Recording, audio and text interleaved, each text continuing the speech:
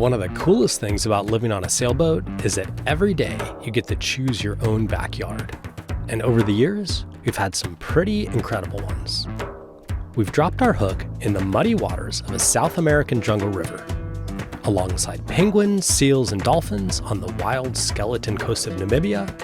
We've made the Statue of Liberty our neighbor for a bit, and even stayed 85 feet above sea level in a man-made lake inside the Panama Canal, just to name a few.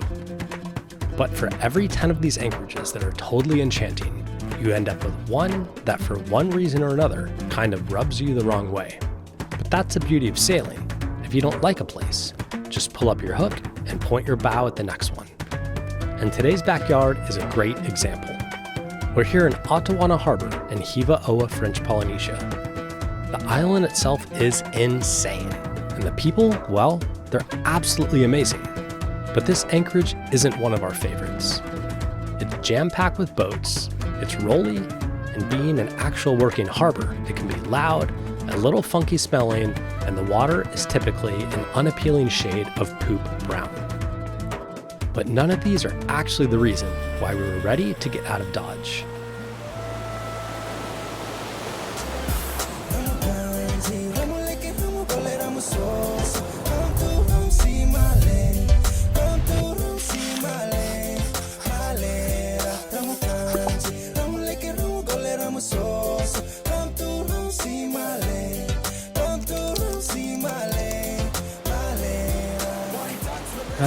Good morning. This boat over here, this catamaran, just hit us. They anchored quite close to us, and then they dropped the hook right on top of us, and then they left about 5 days ago. Yeah, they just struck our transom. You can see the chip here, and that part right there. It's not too bad. I think they hit us here too. I think they've hit us twice so far, but if you ever anchor close to somebody, you have to remember the last person to anchor is the one that's supposed to move. That's the way it works in an anchorage. And if you're gonna anchor someplace in tight quarters like this, please make sure that you're not anchoring close to somebody before you leave. And if you do leave, tell somebody where you're going. At least let your neighbors know what's going on. How rude. It takes a fair bit to get me riled up like this. And at this point, you might be wondering, why didn't we just move right away? Well, besides me being a little bit stubborn, it actually has to do with the wind direction. When they dropped their hook, it was literally right on top of ours. So their chain, anchor, and now their boat was lying right on top of ours. Which means that without them on board to power out of the way, we'd need to move their boat before we could move Delos. Otherwise, we'd need to push them out of the way with Maggie and then risk tripping their hook with ours in the process. And I definitely don't like the idea of moving someone else's boat without them on board. It's kind of like parking a car. Like imagine if you parked your car somewhere and then you just came along and then just parked them in and then just left. For like a week. Like a week. Not even like a few hours. We've seen some pretty messy situations when anchor chains get tangled between boats, so we are not too keen to test our luck. We hoped to wait it out for the wind to shift, but with no idea of when the captain would return and them starting to regularly bump into us, we decided it was time to cross our fingers, pull up our hook, and just go for it. This is not a way you want to start today. Hate it. I just picked up a little bit of chain, so hopefully we can get a bit further away from them. But their bow strip was literally like piercing into our back. It just sucks. It's time to go. Give them a good whack. Okay, I'm gonna attempt to pick up the hook. I think we're good.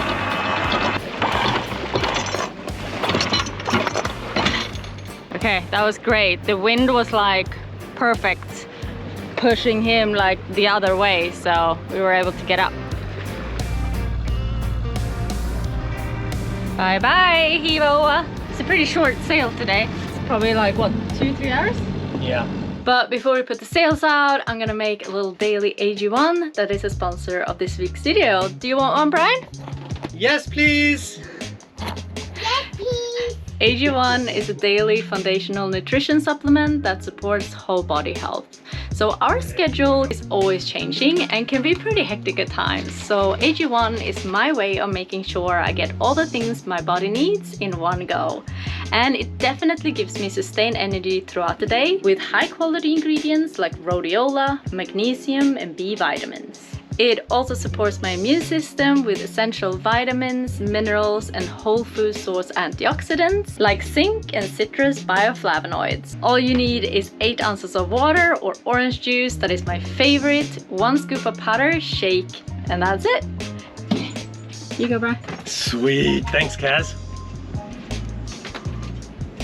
Ah, dang, I really like the kick that the OJ gives to the AG1, it's awesome. Right now, head on over to drinkag1.com/svdelos, link below in the description. If you do, for your first purchase, you'll get a 1-year supply of vitamin D3 plus K2 drops and 5 free travel packs of AG1 powder. That's it, thanks for your support by watching, and let's go sailing. You ready, Dad? I'm ready. 1, 2, 3, 5, 6, so 8, 9, 10. Okay. Go! Okay. Yeah, this is Delos on 6'9". Hi Brian, you don't know me, but I've got a few friends in South Africa who know you and said I should keep an eye out for you. All right, on. That's very cool. Yeah, we got some good friends in Durban and Port Elizabeth and Cape Town, and yeah, we had a good time there. If we end up in the St. Anchorage, drop on by and say hello. I'll definitely do that. Thank you so much. This is George on Memphis, standing by 16. Ah. Nice. Just like us, they were also headed to the nearby island of Tahuata. We had a pretty sweet stay here on our first trip to the Marquesas about 6 months earlier, and the bright blue water and perfect beaches were a welcome upgrade from our cramped quarters in Hivaoa. The conditions were great and Delos was flying along, and just like that, all of our frustrations from the last week instantly melted away. The ocean sure has some magical powers over us humans, and it's probably how we're able to stay hooked on this lifestyle for all these years no matter what challenges come our way.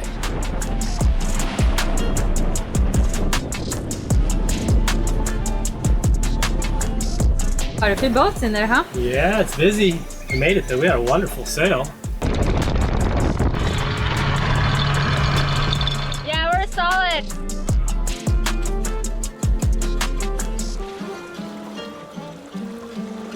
Oh, the water is clear. Clearest we've seen in a long time. Yeah, I'm told you where it's here. The water's clear. Do you want to go swimming? Are you ready, Knox? You're doing first. You want me to go in first? Yeah. Should I jump or what? Are you gonna push me? Yeah. Okay, ready? 1, 2, 3, push! Oh!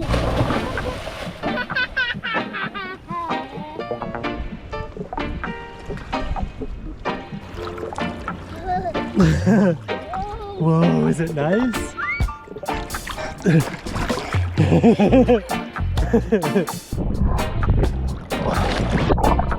How nice is this here?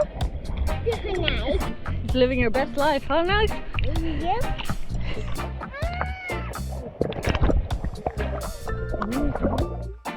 Now that we'd found some inviting and clean water, I took advantage of the good visibility to check the anodes on the rudder, a job I might have put off for a little bit too long.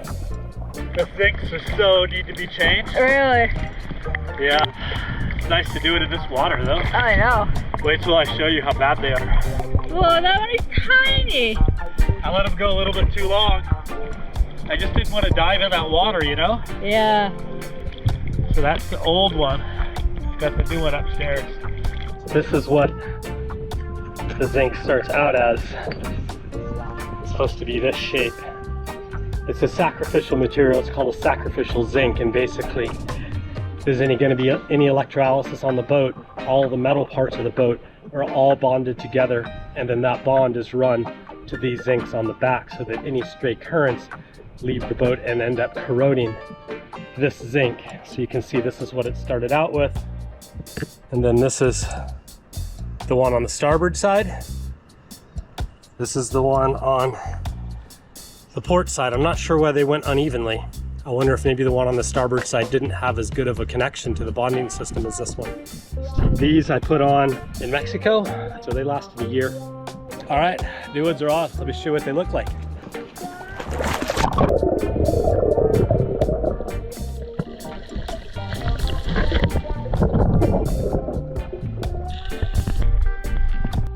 Our new backyard was definitely an upgrade, and for the first time in months, we had that magical, giddy feeling when you look around and think, damn, I can't believe we actually get to call this place home. And as we got settled in for the next week or so, we decided it was time to meet the neighbors, both of the human and the fish variety. All right, it's a beautiful day, and we've decided to go scuba diving today. And we found Sierra has a friend boat here with 2 girls on it, and they're gonna watch her while we go diving, huh? You're gonna go play with your friends? Okay, where are they? Over there? Okay, let's go get them. Let's go drop you off.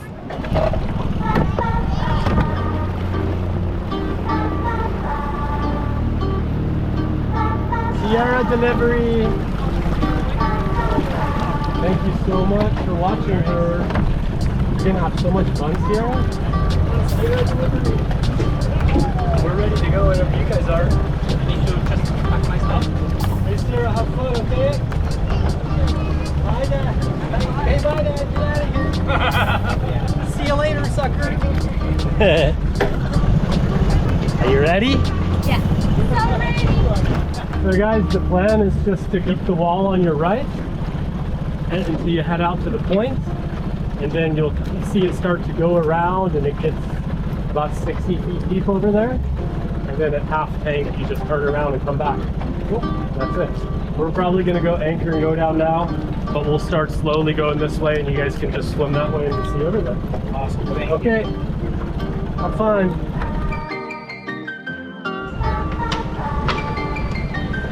The best anti-fog.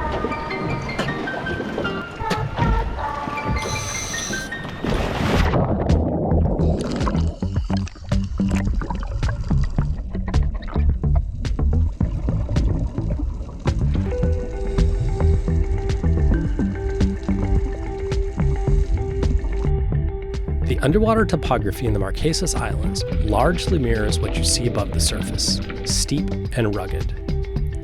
Volcanic rock makes up the majority of the landscape. There wasn't much to see in the way of colorful reefs and coral, but the rocky outcroppings were home to plenty of large schools of fish and some pretty cool smaller critters as well. We didn't spot any of the large pelagic animals like mantas or sharks that these islands are famous for, but we were just super happy to be breathing underwater in a beautiful little corner of the ocean. It's pretty wild that we can literally just park our house next to places like these and enter a totally different underwater world just as casually as you could go for a walk in your own neighborhood.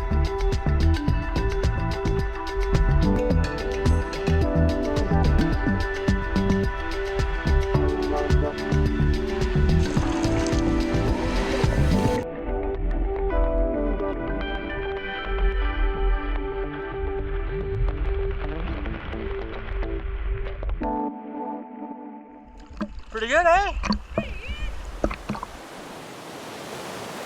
With a bit of fun and exploration checked off the list for the day, it was time to move on to a few household tasks. Our backyard might be in paradise, but just like a house on land, the cooking and the cleaning doesn't do itself. We have some super ripe bananas. So I think I'm gonna do some banana bread, and I think Brian is jumping in the water to check the bottom.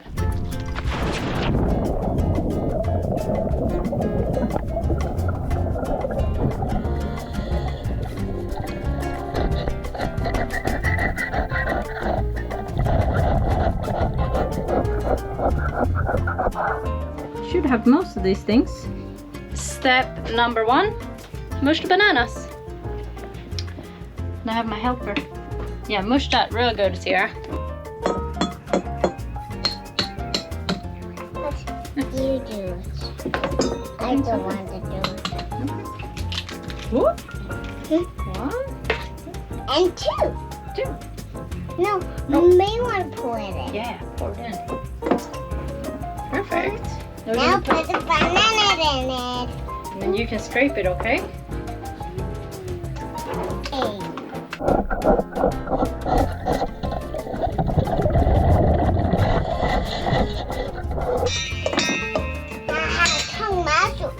Yeah. You do this. Baking powder. Bacon. No baking. Sorry, no bacon. 1, 2.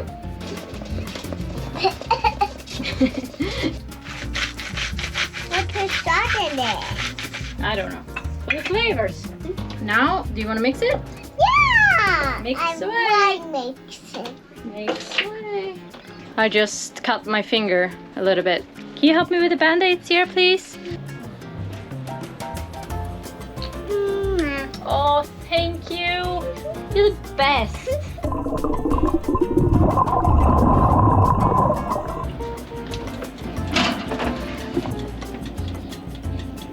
Okay, now we wait an hour.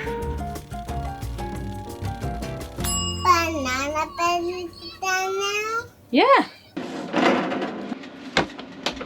Ooh, look at that guy. Looks good. Nom, nom, nom, nom, nom, nom. Yeah, it's a little bit hot still. Here you go. Whoa. Ooh, it's amazing. Thank you. Mmm. Is it good? Yes. That's good.